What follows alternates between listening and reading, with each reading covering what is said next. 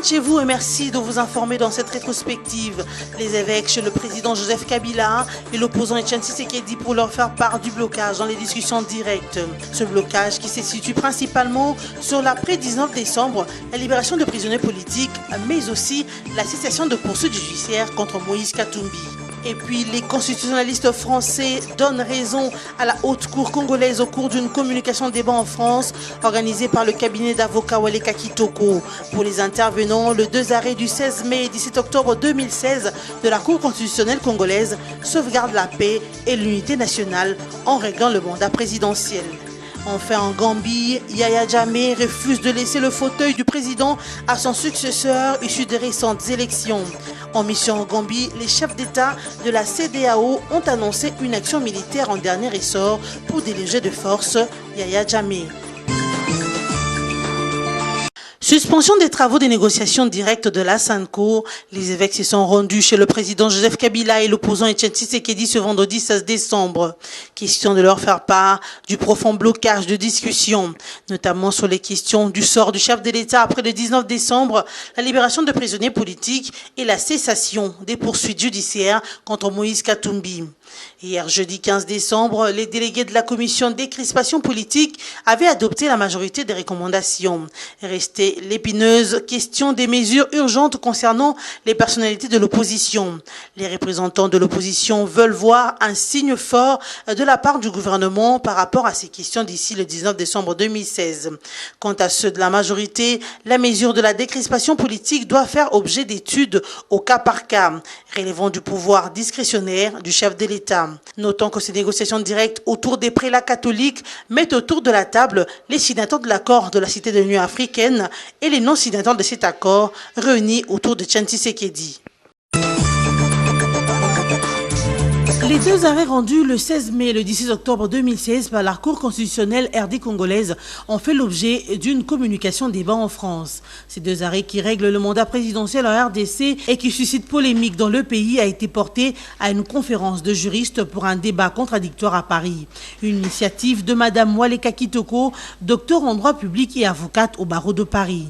L'idée de cette communication m'est venue sur une interrogation relative à la situation constitutionnelle de la République démocratique du Congo. J'ai voulu recueillir l'avis des experts en droit constitutionnel sur un certain nombre de problèmes juridiques épineux, susceptibles d'avoir des lourdes conséquences sur la paix et la stabilité en République démocratique du Congo. Dans leur diversité d'opinions, leurs exposés riches et leurs réponses aux préoccupations des hommes d'affaires, des juristes, des hommes des médias et autres, d'éminents professeurs, ont entretenu les participants sur le caractère imposable de ces deux arrêts. Les intervenants Jean Dubois de Godusson, professeur agrégé de droit public et de droit constitutionnel, président honoraire de l'Université Montesquieu Bordeaux, Didier Mahus, président émérite de l'Association internationale de droit constitutionnel, professeur de droit constitutionnel à Air Marseille Université, maire de Samois-sur-Seine, sous la modération de Sébastien Rideau-Valentini, ont souligné que les deux arrêts de la Cour constitutionnelle de la RDC venait à combler ce qui aurait pu être un vide juridique à des lourdes conséquences pour un pays post-conflit et à démocratie jeune. Pour Maître Waleka Kitoko, initiatrice de cette conférence débat, ces deux arrêts sauvegardent la paix et l'unité nationale congolaise. Raison de son éclairage sur la pertinence de ces deux arrêts. Les intervenants constitutionnalistes français ont encouragé le caractère droit de ces arrêts. À la CENI de répondre aux attentes de la population congolaise en toute responsabilité. D'abord, je dois saluer le travail qu'a effectué Maître Kitoko, qui a réussi à faire venir quand même deux des constitutionnalistes les plus éminents, en tout cas en France, et qui nous ont expliqué finalement de façon assez claire qu'aujourd'hui, on peut dire que la République démocratique du Congo suit une voie démocratique dans le processus électoral qui est en cours. Moi, c'est ce que j'ai compris, en tout cas, des débats. On peut émettre beaucoup de critiques, mais il faut reconnaître qu'en droit, la position qui a été prise apparaît tout à fait fondée. Et que dans la voie qui est suivie aujourd'hui, on peut même dire, et on a parlé de jurisprudence, de cas pratiques, d'exemples à suivre pratiquement, on peut dire que maintenant la République du Congo est un exemple finalement de respect des règles démocratiques qu'elle s'est elle-même fixées à travers sa constitution. Oui, moi je crois que c'est la bonne thèse, si vous voulez, pour une raison extrêmement simple, c'est que la constitution de la République démocratique du Congo prévoit le cas où l'élection n'a pas pu avoir lieu à temps, et de manière à ce que le nouveau président succède immédiatement à celui en fonction. Et puisqu'on dit que le président en fonction reste président tant que le successeur n'a pas été désigné. Donc on a une disposition qui est relativement claire, et moi je crois que c'est la bonne solution. On n'est pas dans un cas de vacances de la fonction présidentielle, on est dans un cas de continuité. Quand je dis cas d'école, ça veut dire que c'est un cas qui mérite qu'on s'y attache, mais ça ne veut pas dire un cas unique. On retrouve, si vous voulez, des situations comparables, mais pas identiques, dans d'autres pays. Et ce qui m'a intéressé, si vous voulez, c'est d'étudier le cas de la RDC, République démocratique du Congo, en voyant ce qui s'est passé dans d'autres pays en Afrique qui sont confrontés aux mêmes difficultés, où les cours, si vous voulez, sont confrontés à des situations de crise, à des situations de tension, de sortie de crise, et même on demande quelquefois aux cours constitutionnels aujourd'hui d'intervenir alors qu'il y a un coup d'État. Donc il y a une situation nouvelle qui n'existe pas partout, et je crois que c'est important pour nous d'y réfléchir, de tenir compte de ces éléments et d'en parler avec la RDC, qui est de ce point de vue un cas d'école. Un plan de contingence de la population préparé par la MONUSCO en cas de dérapage le 19 décembre. Et c'est qu'a fait savoir Théophane Kinda, porte-parole adjoint de la MONUSCO lors de la conférence de presse hebdomadaire de la mission onusienne mercredi à Kinshasa. Il s'agit d'un plan de protection approprié en cas de détérioration de la situation que la mission onusienne a mise en place, a expliqué Théophane Kinda. En termes clairs, a-t-il poursuivi, il s'agit du renforcement des forces onusiennes à Kinshasa et aussi dans les grandes villes de la RDC, comme Lubumbashi et Goma. Ces forces contiennent des éléments pour les patrouilles de nuit comme des jours et la capacité de surveillance accrue, mais aussi des équipes d'évaluation de la situation sur terrain. Théophile Kinda a par ailleurs ajouté que la MONUSCO a aussi aguerri les forces de la police de la RDC de façon à les appuyer en matière d'information et de la gérance des foules. La MONUSCO sera prête à intervenir en cas de nécessité, a conclu son porte-parole adjoint Théophane Kinda. Ces personnalités congolaises sont sanctionnées par l'Union européenne. Elles sont accusées d'être responsables de la répression violente des manifestations et de l'impasse politique qui empêche une passation pacifique du pouvoir en République démocratique du Congo. Ces 7 responsables sanctionnés sont Ilunga Kampete, Gabriel Amissi, Ferdinand Ilunga, Célestin Kanyama, John Numbi, Roger Kibelissa et Delphin Kumbi. Se disant très préoccupés par la situation politique en RDC, les chefs de la diplomatie de l'Union européenne remettent en mémoire les violences meurtrières survenues dans la ville de Kinshasa le 19 et 20 septembre dernier. C'est ainsi qu'ils font appel au gouvernement congolais de coopérer à l'enquête transparente et indépendante pour traduire en justice les responsables des violences. Après l'Union européenne, l'administration américaine a prononcé aussi le lundi 12 décembre des sanctions financières contre le ministre de l'Intérieur Évariste Bouchard et les chefs de l'Agence nationale de renseignement ANR Caleb Moutombe, accusés de museler l'opposition et de retarder le progrès politique dans le pays en recourant parfois à la violence. Réagissant à cette situation, le ministre de la Communication et Médias et porte-parole du gouvernement, Lambert Mende Omalanga, insatisfait de ces sanctions qui pour lui reposent sur le droit impérial et non international. Lambert Mende ajoute qu'il n'y a aucune disposition de droit international qui permet à une organisation régionale comme l'Union européenne de prendre des sanctions contre un État ou des agents d'un État qui ne font pas partie de l'Union européenne sans passer par le Conseil de sécurité. Le porte-parole du gouvernement congolais souligne que la RDC condamne ces pratiques et va les attaquer auprès de la Cour européenne et du Conseil de sécurité des Nations unies. Le Parlement en session extraordinaire ce samedi 17 décembre. C'est l'annonce faite le jeudi 15 décembre par le président des deux chambres du Parlement à la clôture de la session ordinaire de septembre 2016. Parmi les matières retenues pour cette session qui ira jusqu'au 15 janvier 2017 figurent l'investiture du prochain gouvernement et l'examen du projet de la loi budgétaire de l'exercice 2017. Le président du Sénat, Léon Kengo Adondo, se félicite du travail abattu au cours de la précédente session. Selon lui, le bilan de cette session est positif. Sur les plans législatifs, Léon Kengo Adondo évoque l'adoption des 6 projets de loi. Dans les domaines du contrôle parlementaire, poursuit le président de la Chambre haute, le Sénat a adopté 3 séries de recommandations formulées à la suite des 3 questions orales avec débat adressées à quelques membres du gouvernement. De son côté, Obé Minako, président de l'Assemblée nationale, a appelé les députés nationaux au sens du courage et des responsabilités pendant cette période politiquement tendue. Il a ensuite invité toute la population au sens du patriotisme, eux à ne pas céder aux appels à la violence. Retenez que la session qui vient de se clôturer était essentiellement budgétaire, mais elle n'a pourtant pas examiné le projet de loi sur les budgets de l'exercice 2017 suite à la démission du gouvernement Matata. Mardi 13 décembre 2016, telle est la date prévue pour le début effectif de la campagne de l'opération de la révision du fichier électoral dans les aires opérationnelles 1 et 2. Le président de la Commission nationale indépendante, Corneille Nangaa, l'a fait savoir le lundi 12 décembre au cours d'une conférence de presse animée à la Maison des élections. Cette opération qui durera 90 jours va concerner 12 provinces à savoir Équateur, Mongala, Chuapa, Okatanga, Olomami, Sud-Ubangi, Lualaba, Tanganyika, Maniema, Nord et Sud Kivu et l'Ituri. L'objectif de cette campagne est de mettre à la disposition du pays d'ici le 31 juillet 2017 un fichier électoral fiable et prêt à prendre en charge tous les scrutins. Les personnes ciblées sont les nouveaux majeurs, les majeurs non enrôlés en 2010-2011, tous les électeurs enrôlés en 2010-2011, les non-majeurs nés au plus tard le 31 décembre 2000 et les Congolais résidant à l'étranger.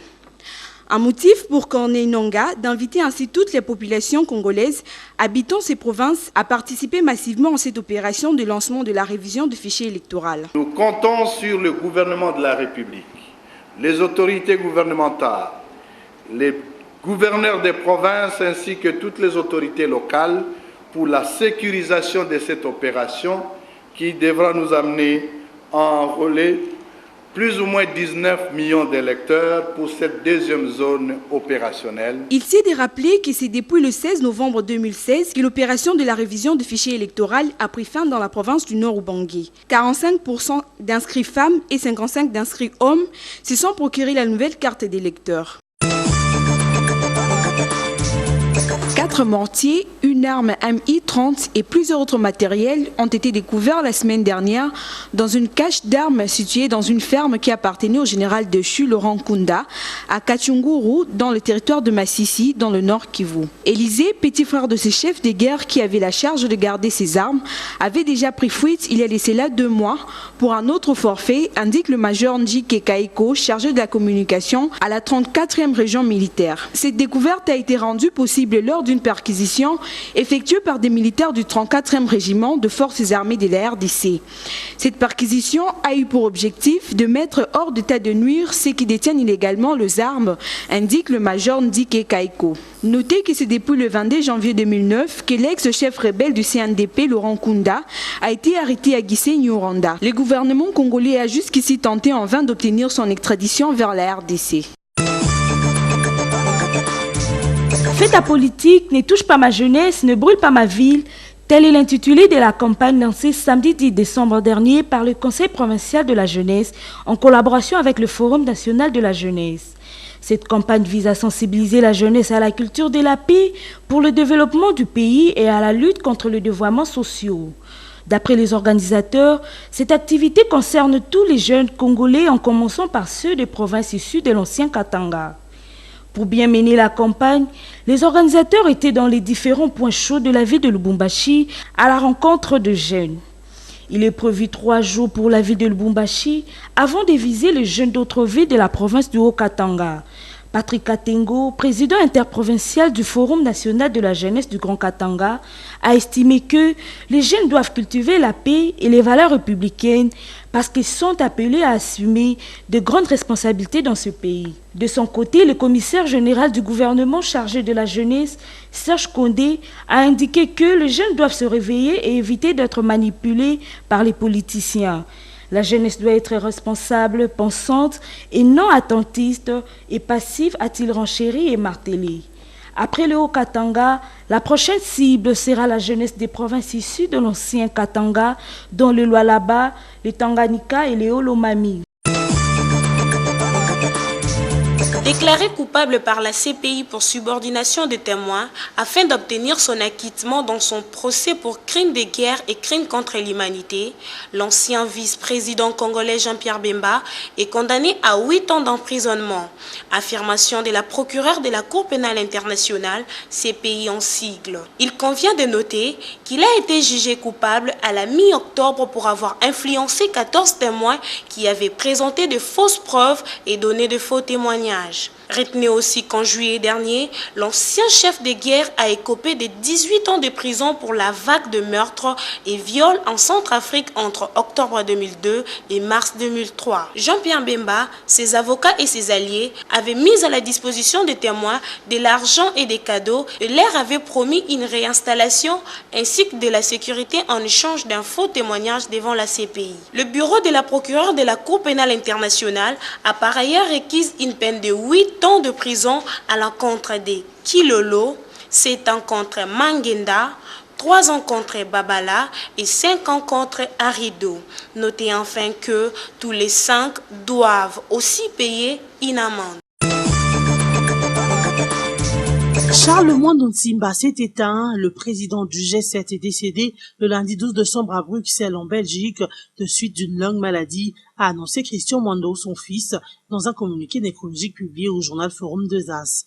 Une grande perte pour la République et pour le regroupement de 7 partis politiques G7 dont il assumait la présidence. Certains membres du G7 regrettent cette perte et en parlent avec grande peine. C'est le cas d'Olivier Kamitatou, cadre de cette plateforme, qui a tweeté pour assurer que le combat qu'a mené Mwando Nsimba va se poursuivre. Moïse Katumbi, quant à lui, parle d'une perte pour les RDC et le Grand Katanga. Pour une petite biographie, Charles Mwando Nsimba est né à Moba le 18 octobre 1936. Il est le président du parti politique de l'Union nationale de démocrates fédéralistes UNADEF. Il a été ministre pendant 12 ans sous la Deuxième République dans différents ministères. Après un moment de trêve sur la scène politique, il revient aux affaires en 2006. Il a été successivement ministre de Transport, du Développement rural et de la Défense. En 2012, il est élu vice-président de l'Assemblée nationale congolaise. En septembre 2015, Charles Mwando Nsimba décida de quitter la majorité présidentielle avec d'autres membres pour former le G7, dont il sera le président jusqu'à sa mort. À 80 ans, Charles Mwando Nsimba est arrivé à Bruxelles depuis plus de 2 mois pour des soins médicaux. Il est resté longtemps dans le coma avant de rendre l'âme. Le monde médiatique RD congolais en deuil, Michel Ladiluya n'est plus. Déjà mardi 13 décembre, les rumeurs annonçant son décès ont été démenties. Le patron de la chaîne de télévision Mirador TV et Radio et du journal Le Palmarès s'est éteint le mercredi 14 décembre 2016 à 2h du matin à l'hôpital du Saint-Conteneur à Kinshasa, nous a confié un des journalistes de Mirador TV. Ladiluya Michel, affectueusement appelé mon boss par ses employés, a tiré sa révérence de suite d'une maladie. Tristesse, consternation, regret et j'en passe sont les sentiments qui animent les journalistes, techniciens et autres travailleurs du groupe de presse Palmarès. Ils ont du mal à retenir leurs larmes. Ici à Mirador TV, les agents et cadres retiennent de Michel Ladiluya le souvenir d'un patron travailleur et strict dans l'écriture journalistique, chose qui lui a valu le nom de la plume d'or du Palmarès.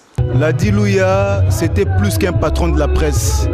Au-delà de tout ce que les gens pensent aujourd'hui, Ladiluya, c'était quelqu'un qui savait gérer ses agents. Et nous avons vraiment perdu un éléphant de la presse. Notre patron n'est plus là. Ça fait mal, madame, ça fait très mal. Je manque même de mots. La mort, c'est une fatalité pour tout être humain sur cette terre des hommes. On n'en peut rien, le Seigneur l'a récupéré. On laisse les deux entre les mains du Seigneur.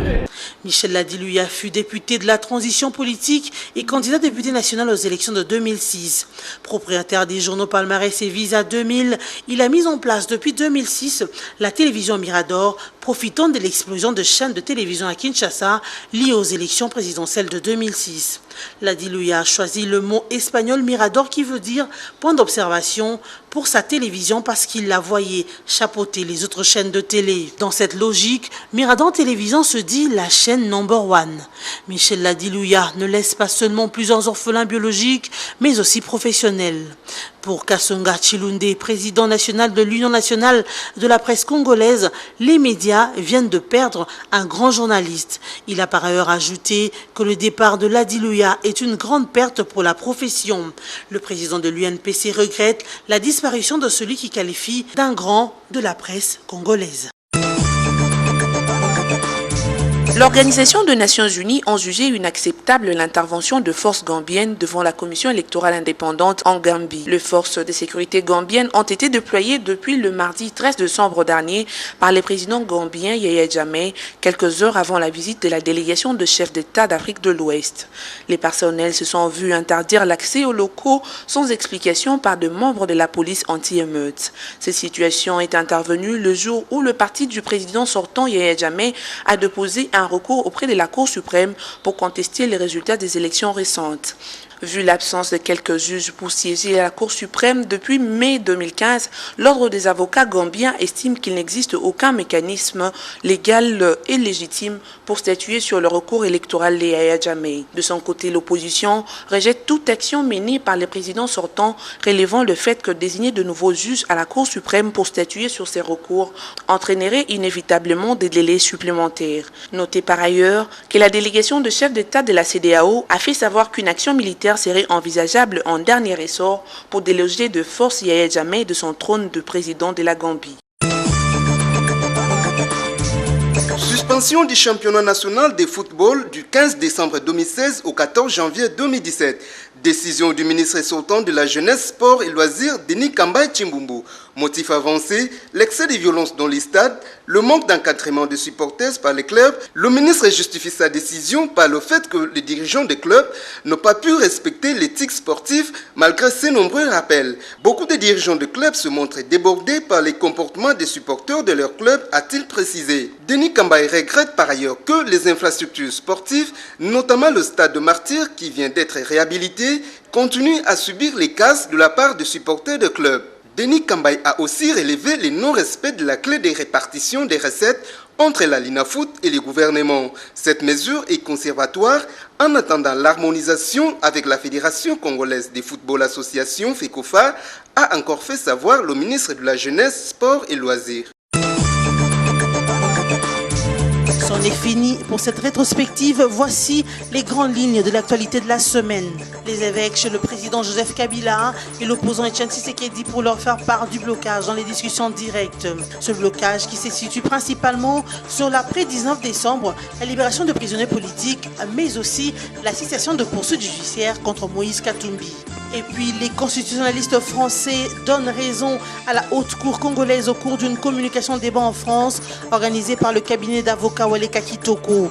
Pour les intervenants, le 2 arrêts du 16 mai et 17 octobre 2016 de la Cour constitutionnelle congolaise sauvegarde la paix et l'unité nationale en réglant le mandat présidentiel. Enfin, en Gambie, Yaya Jammeh refuse de laisser le fauteuil du président à son successeur issu des récentes élections. En mission en Gambie, les chefs d'État de la CEDEAO ont annoncé une action militaire en dernier ressort pour déloger de force Yaya Jammeh. Mesdames, Messieurs, merci de nous avoir suivis et bonne suite au programme sur BSI TV.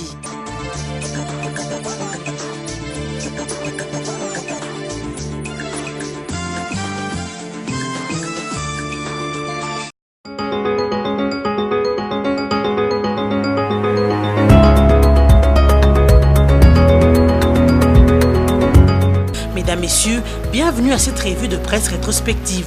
La Prospérité Online écrit « Avant le 19 décembre 2016, RDC, Etienne Tshisekedi va parler ». Déjà dans un communiqué au nom du Conseil des sages du Rassemblement, Etienne Tshisekedi, qui au passage félicite la SANCO pour la médiation, parle de plusieurs avancées dans la conduite des choses. D'abord la validation de mandats de 30 délégués, dont 15 pour les signataires de l'accord de la Cité de l'Union africaine et 15 pour le non-signataire.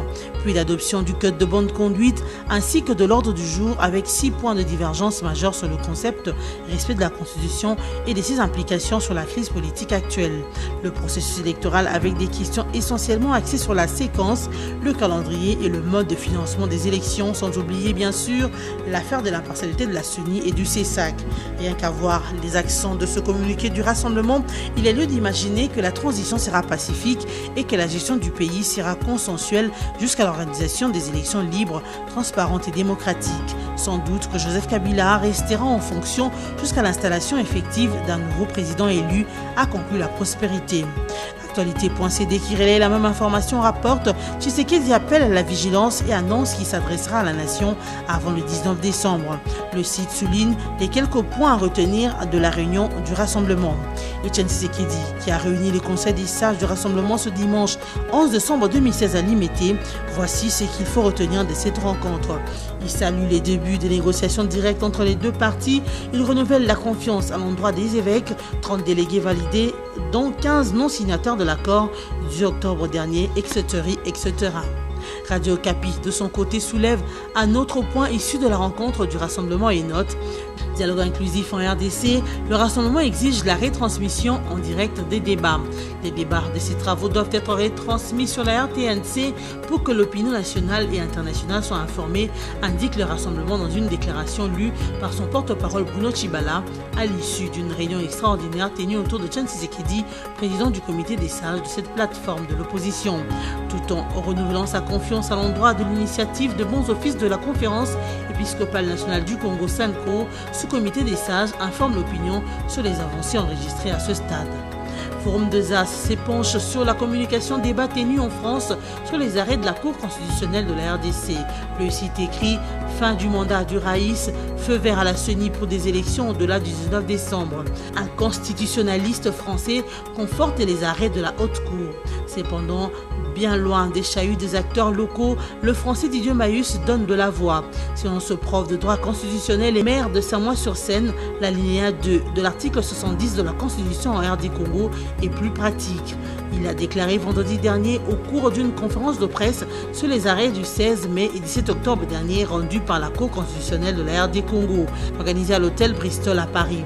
Faisons allusion à l'article 75 de la même constitution RD congolaise. Maître Didier Maïus a par ailleurs souligné que cette disposition règle une situation qui n'est pas à comparer avec celle visée par le second alinéa de l'article 70. L'article 75 vise une vacance de pouvoir due à l'impossibilité du président de la République en fonction de continuer à assumer son mandat pour des raisons d'empêchement majeur, physique, psychologique ou médical. Or, en RD Congo, le président en fonction ne se trouve pas dans cette situation et le pays est confronté à une situation bien différente où ce président ne peut pas être remplacé par un autre élu étant donné que les élections pour désigner celui-ci n'ont pas eu lieu dans les délais constitutionnels prescrits, a-t-il argumenté. RDC, le dialogue reprend ce mardi, écrit la radio Okapi. Ces discussions directes entre les signataires et non-signataires de l'accord du 10 octobre vont traiter le fond de la crise politique à travers 3 commissions thématiques, indique l'abbé Donatien Cholet, secrétaire général adjoint de la commission épiscopale nationale du Congo, SANCO.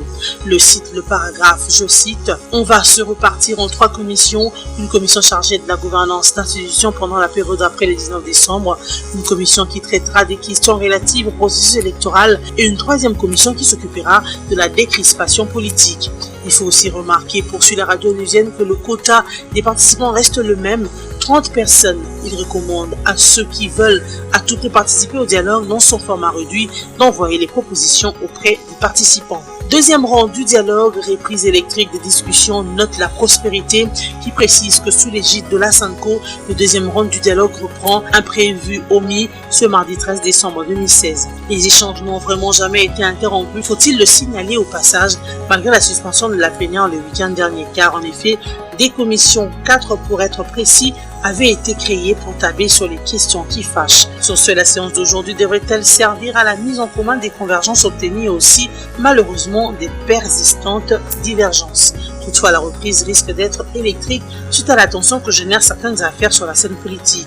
Il s'agit entre autres de poursuites engagées contre Kungwa Kumwanza, le problème du quota du MLC, puis celle des sanctions américaines et européennes imposées à 9 ténors de la mouvance.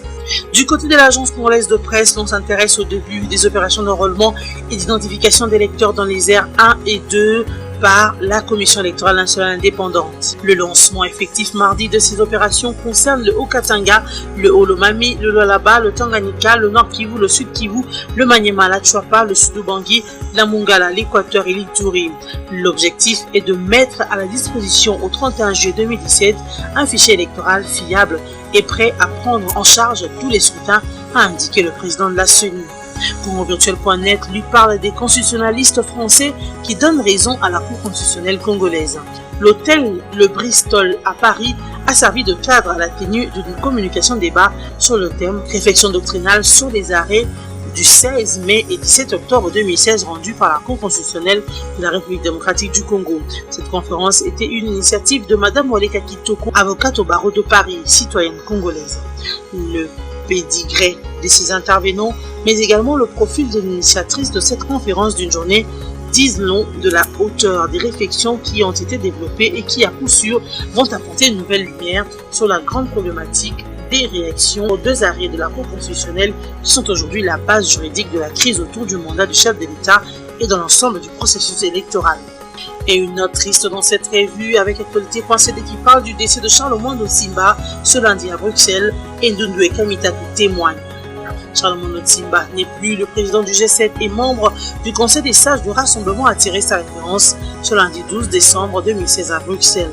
Joint par Actualité.cd, José Ndundwe et Olivier Kamitatou ont confirmé la triste nouvelle. Effondrés, c'est d'un ton très abattu qu'ils ont voulu nous livrer leur premier témoignage. Oui, Charles-Mondo Simba est décédé ce soir à Bruxelles. Lâche José Ndundwe, il avait été dans un coma pendant longtemps. Et voilà, il est décédé ce soir. On n'a pas bien compris ce qui s'était passé, explique le président du PDC. Olivier Kamitatou lui parle d'une immense perte. Pour lui, Charles-Mondo Simba était un père, un homme de conviction et déterminé à atteindre ses objectifs. De suite d'une intoxication alimentaire, selon ses proches, Mondo Simba s'est éteint hier à Bruxelles, peut-on lire ce forum des As en ligne. Terrible nouvelle, à quelques jours de la fin de l'année 2016, le patriarche Charles-Mondo Simba est décédé hier à 22h30 à la clinique Saint de Bruxelles en Belgique. Selon une source familiale, le pivot du G7 et président fondateur de l'UNADEF a succombé de suite d'une intoxication alimentaire. En attendant d'en avoir encore un peu plus sur le ressort de la disparition de ce baobab de la politique congolaise, il apporte de souligner que la mort de Mondo Simba est une grosse perte pour la nation. Charles-Mondo Simba n'était pas n'importe qui. Du haut de ses 80 ans, aura marqué de ses empreintes l'espace politique congolais dans toutes ses variantes. Plusieurs fois élu à Moba, dont il était icône, Mondo Simba connaissait ce pays comme sa poche pour avoir été longtemps dans la territoriale. Il a même été doyen des gouverneurs de région sous la Deuxième République. Au niveau de responsabilité gouvernementale, Mondo Simba a fait le tour de tous les ministères importants, agriculture, transport et communication, défense, intérieur, pour ne citer que cela. Depuis 1990, Mondo Simba a été dans tous les combats en vue de l'avènement d'un ordre politique nouveau. Il a été en première ligne dans ce qu'on a appelé l'union sacrée de l'opposition. Pour parler direct entre les signataires et le non-signataire de l'accord politique, Sanko, le pari de ce vendredi. Selon le journal à la séance d'hier, les pères évêques ont fixé par la voix du président de la Sanko, Monseigneur Marcel Outembi, archevêque métropolitain de Kisangani, la barre de vendredi prochain, dans le 2 jours où les Congolais s'y sont informés de l'issue de ces pourparlers. Ce pari sera-t-il gagné ce vendredi? Poser cette question, c'est y répondre. Les pères évêques ont des atouts pour déplacer des montagnes. Ils en ont indiscutablement la capacité sur divers plans, notamment des compétences scientifiques pour bien cerner la matière et surtout identifier les obstacles pour ce forum de Zas. En plus, ils ont une légitimité comme autorité morale reconnue dans les 2 camps. On ne doit pas oublier l'aspect spirituel par des prières avec lesquelles ils accompagnent ces négociations. De son côté, Actualité.cd parle du MLC allié qui regagne les discussions autour de la Sanko. De son côté, Actualité.cd parle du MLC allié qui regagne les discussions autour de la Sanko. Le mouvement de libération du Congo et ses alliés ont regagné finalement les discussions au centre interdiocésain de Kinshasa. Ce retour intervient quelques heures seulement après leur rencontre ce mercredi 14 décembre avec le nonce apostolique. Ainsi, le Front pour le respect de la Constitution qui constitue le MLC et alliés sera représenté à ces discussions par 3 membres. Une déclaration de cette plateforme est attendue dans les heures qui viennent, informe actualité.cd. Procès Jean-Pierre Bemba Gombo, Radio Okapi écrit CPI, 8 ans de prison requis contre Jean-Pierre Bemba pour subornation de témoins. Le procureur a requis 8 ans de prison à l'encontre de l'ancien vice-président congolais Jean-Pierre Bemba, reconnu coupable par la Cour pénale internationale de subornation de témoins afin d'obtenir son acquittement dans son procès pour crimes de guerre et crimes contre l'humanité. L'accusation recommande que Bemba soit condamné à une peine totale de 8 ans d'emprisonnement, a déclaré le procureur dans un document publié dans la nuit de lundi à mardi, a purgé consécutivement à sa peine dans l'affaire principale. Jean-Pierre Bemba a été jugé coupable à la mi-octobre pour avoir influencé de manière corrompue 14 témoins, présenté de fausses preuves et sollicité la déclaration de faux témoignages. L'ancien chef de guerre, ses avocats Aimé Kilolo et Jean-Jacques Mangenda, ainsi que Fidel Babala, un député du Parti Mouvement de Libération du Congo MLC et un témoin de la défense Narcisse Arido, avaient versé de l'argent et donné des cadeaux à des témoins ou leur avaient promis une réinstallation et une sécurité en échange d'un faux témoignage devant la CPI.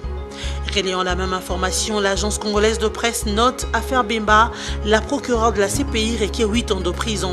La procureure près de la Cour pénale internationale a requis 8 ans de prison ferme à charge de Jean-Pierre Bemba pour subornation de témoins. Des peines allant de 3 à 8 ans de prison ont été également requises à charge de 3 autres prévenus, Aimé Kilolo, avocat de l'ancien chef de guerre 8 ans, Jean-Jacques Mangenda 7 ans et Fidel Babala 3 ans et Arido 5 ans. Jean-Pierre Bemba écope déjà de 18 ans de prison ferme pour crimes de guerre et crimes contre l'humanité dans le premier arrêt rendu par cette même cour. Terminons par CongoVirtuel.net qui parle des États-Unis d'Amérique qui compliquent les équations politiques congolaises. Le site note: son grand frère KTB Katoto, que j'ai rencontré à Bruxelles, était un ardent défenseur de la formule du panel et un critique acerbe de la facilitation que je menais, au point que j'ai dû lui dire, les yeux dans les yeux: moi monsieur, je ne suis pas achetable. Au cours de cette même rencontre, un membre du G7 s'est levé: vous avez un mentor qui s'appelle la France, a-t-il commencé? Eh bien, sachez que la RDC, c'est le jardin privé des États-Unis. Mon sang n'a fait qu'un tour. Je ne sais pas si vous êtes conscient de ce que vous venez de dire, ai-je rétorqué. À votre place, je ferai tout pour que ça ne sorte pas de cette salle, sinon l'Afrique entière va se moquer de vous. Et voilà l'une des révélations fracassantes que réalise Edem Kodjo, le facilitateur du dialogue politique national inclusif, qu'on trouve dans un des articles de Jeune Afrique publié le 12 décembre courant. Edem Kodjo y retrace son parcours de combattant à la facilitation du dialogue puisque combattu par ceux qui ne voulaient pas du tout de ce dialogue, en l'occurrence les USA qui ont multiplié des initiatives quant à ceux en créant des structures fantoches et conjoncturelles pour l'empêcher. L'analyse, voire la simple lecture de cet article explique les chipoteries d'Étienne Tshisekedi et les manœuvres américaines pour tailler de la besogne à Edem Kodjo et bien d'autres excentricités politiques vécues en RDC depuis l'arrivée de Edem Kodjo. L'on y voit la manœuvre américaine donnant des ordres aux opposants congolais. L'on y voit la manœuvre américaine donnant des ordres aux opposants congolais qui les répercutent comme leur conditionnalité pour participer au dialogue. Voilà qui explique tout. Les USA sont ceux qui compliquent les équations congolaises, non pas pour les intérêts des Congolais, mais pour les leurs. Le nationalisme de l'UDPS est devenu un mythe ou un vrai mensonge de propagande pour accoler les niais entre les Congolais. Ouvrons cette revue avec la Radio Okapi qui écrit « Dialogue, divergence sur les propositions de calendrier de la présidentielle et des législatives ». Les participants au dialogue inclusif organisé par la Conférence épiscopale nationale du Congo, SANCO, ne sont pas tombés d'accord mercredi sur le calendrier des élections. Les délégués du rassemblement veulent que la présidentielle et les législatives nationales se tiennent en 2017, juste après l'enrôlement des électeurs. Les signataires de l'accord de la Cité de l'Union africaine s'en tiennent à avril 2018. À la radio onusienne de relayer les propos de Martin Fayoulou du rassemblement, je cite: « Nous ne sommes pas liés par l'accord du Kantchachi. Les amis de l'autre côté, ils ont leur position, nous avons nos positions. Nous espérons qu'on va arriver à un compromis. Si on n'arrive pas au compromis, nous avons des lignes rouges que nous ne pouvons pas dépasser. » Fin de citation. Mais pour Jean-Lucien Boussa, l'un des signataires de l'accord politique de la Cité de l'Union africaine, le rassemblement doit démontrer que techniquement, leur proposition de tenir les élections en septembre 2017 est possible. De son côté, Actualité.cd rapporte les propos de François Roubota du MSR qui affirme que le rassemblement cherche les troubles, il ne veut pas de la tenue des élections. D'après ce député national, en souhaitant la restructuration de la CENI, le rassemblement ne veut pas de la tenue des élections. Ce sont des revendications qui vont nous retarder. Nous qui étions au dialogue, nous nous sommes mis d'accord que nous aurons les élections en avril 2018. Nous ne pouvons pas brûler le pays parce qu'il y a 18 mois qui nous séparent des élections. Nous demander de récomposer encore la CENI, c'est nous retarder une fois de plus, a-t-il poursuivi. Même si on a amené un ange pour le mettre à la tête de la CENI, les gens vont commencer à se poser la question sur son sexe. Est-ce un homme ou une femme? C'est ça que j'ai constaté dans la mentalité de certains acteurs politiques congolais, a conclu le secrétaire national du mouvement social du renouveau. Et Mosito qui sort la question qui fâche, quelle est la source de l'égalité du dialogue du centre interdiocésain, rapporte au Forum de Zas. Au troisième jour de leurs travaux proprement dit, les participants à la grand-messe du centre interdiocésain vont prendre connaissance de la question qui fâche. Celle qui appelle à trancher sur la nature des assises parrainées par la SANCO, celle qui par conséquent préjugera de la suite, de l'issue et surtout de la prédiscussion directe entre signataires et non signataires de l'accord du 18 octobre. Dans sa 14e tribune, Adolphe Mosito s'interroge sur la source de l'égalité du dialogue du centre interdiocésain. Si en ignorant pas que les partis en présence n'ont pas le même entendement du soubassement juridique des négociations en cours. Pour les signataires de l'accord, le centre interdiocésain est la continuité de la Cité de l'Union africaine convoquée par l'ordonnance présidentielle du 28 novembre 2015. Pour le rassemblement, il s'agit bien d'un nouveau dialogue qui tire sa légalité de l'article 64. Pour le Premier ministre honoraire, décidément fertile sur le front économique comme sur le terrain de l'analyse politique, le 19 décembre prochain, aucune force ne saurait prendre totalement le dessus sur l'autre. Le pays étant à la fois vaste et pluriel, d'où les dialogues préconisés par l'élu de Kikwit. Politique toujours avec CongoVirtuel.net qui écrit « Visiblement lâché par le rassemblement, Moïse Katumbi, le forcing du désespoir ». Ce site d'information développe manifestement lâché par les rassemblements qui n'a plus exigé l'abandon de poursuites judiciaires contre lui comme préalable aux discussions directes autour de la SANCO. L'ancien gouverneur de l'ex-Katanga s'en remet à ses lobbyistes étrangers pour plaider sa cause.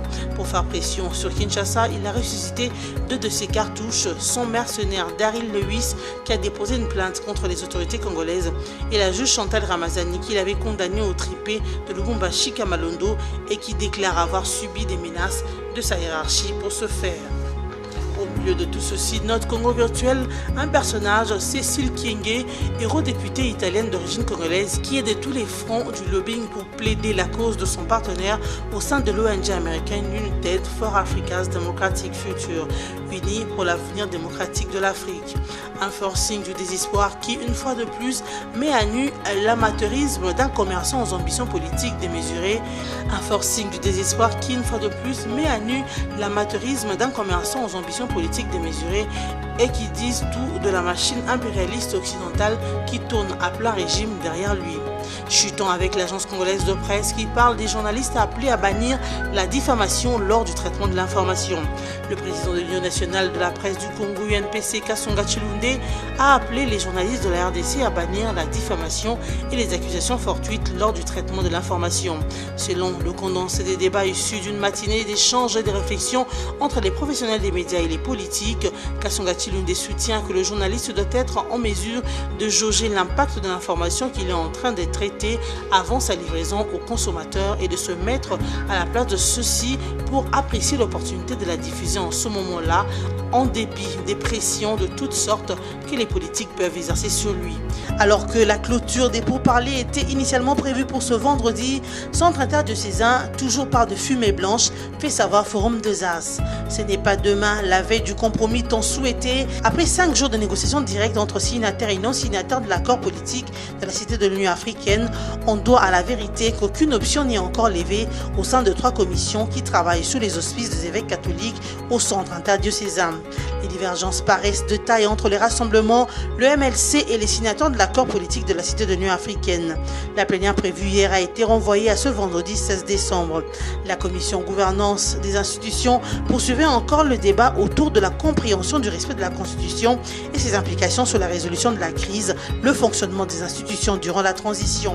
Selon certaines indiscrétions proches de l'opposition, les signataires du compromis du 18 octobre refuseraient qu'il soit mentionné que le président Kabila, arrivé fin mandat, ne sera pas candidat à sa propre succession. Ce camp s'opposerait également à ce qu'il soit précisé qu'il n'y aura pas de référendum et pas non plus de révision constitutionnelle. Une position que le Rassemblement ne veut pas du tout entendre. L'opposition née le 9 juin à Genneval en Belgique attend obtenir du camp en face la non-participation du chef de l'État Joseph Kabila à la prochaine présidentielle. Blocage au dialogue inclusif, Lassane Koché Kabila et Etienne Tshisekedi, écrit actualité.cd. La plénière sur le compte-rendu des travaux des commissions programmées l'avant-midi de ce vendredi 16 décembre au centre interne de Cézanne n'a plus eu lieu.